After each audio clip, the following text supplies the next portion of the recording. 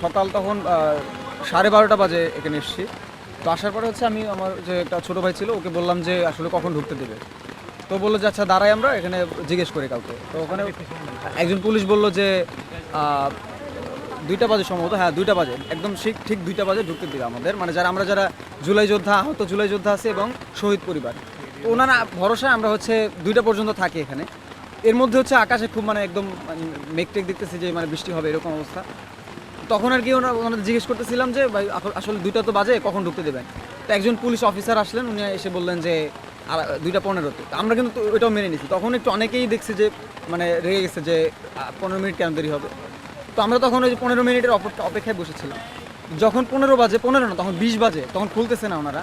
তখন বললো যে ওই গেটে খোলা হবে না, এরপরে পাশের যে গেটটা আছে, এই যে গেটটা সামনে, এই গেটটাই খোলা হবে। তো আমরা এই গেটে আসলাম, এর মধ্যে মানে তুমুল বৃষ্টি শুরু হয়ে গেল। বৃষ্টির ভিতরে আমি এই যে আমার হাতে একটা ল্যাপটপ আছে, এটা আমার নাম ভিজে খুব খারাপ অবস্থা, আমি একদম বৃষ্টিতে, আমার কোনো ছাতা নাই।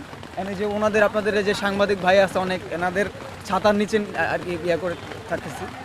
তো মানে আমার ফোন টোন সব ভিজে গেছে, মানে এতটা বিরক্ত লাগতেছে এখন, মানে আমার মানে মনে হয় যে আমার মাথা দিয়ে রক্ত বের হইতেছে, এরকম রাগে আমার মাথা দিয়ে রক্ত বের হওয়ার মতো রাগ করতেছে।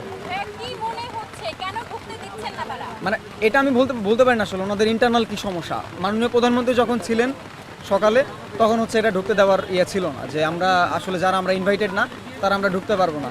কিন্তু পরবর্তীতে 2টা বাজে যেটা বললো যে আমাদের শহীদ পরিবার এবং আহত জুলাই যোদ্ধারা এখানে ঢুকতে পারবে, তাদের যে গেজেট স্বাস্থ্য কার্ডটা আছে ওটা দেখালো। তো আমরা এই আশায় ছিলাম যে তাহলে আমরা আজকে হয়তো বা ঢুকতে পারবো।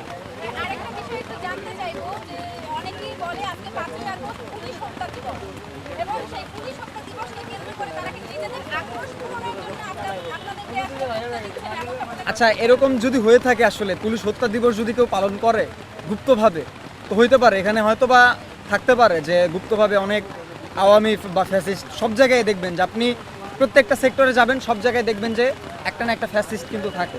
তো এখানে এরকম আমার ধারণা যে আমারও এরকম মনে হয় যে না, এরকম কেউ হয়তো বা থাকতে পারে। কিন্তু আসলে এটা যে সমস্যা, ওনারা কিন্তু এখন পর্যন্ত কোনো বিবৃতি দেয় নাই যে আমরা এই কারণে আপনাদের ঢুকতে দিতে পারছি না বা এই কারণে আমাদের দেরি হচ্ছে, কিচ্ছু বলতেছে না ওনারা। আমরা বৃষ্টিতে ভিজে ডাকতেছি ওনারা একটা ছাতা নিয়ে ভিতর থেকে 1-2 জন আসে, এসে হচ্ছে এই যে রুমটা আছে এই রুমটা ঢুকে যায়, ঢোকার পরে এখানে আর বের হয় না। এই হচ্ছে অবস্থা।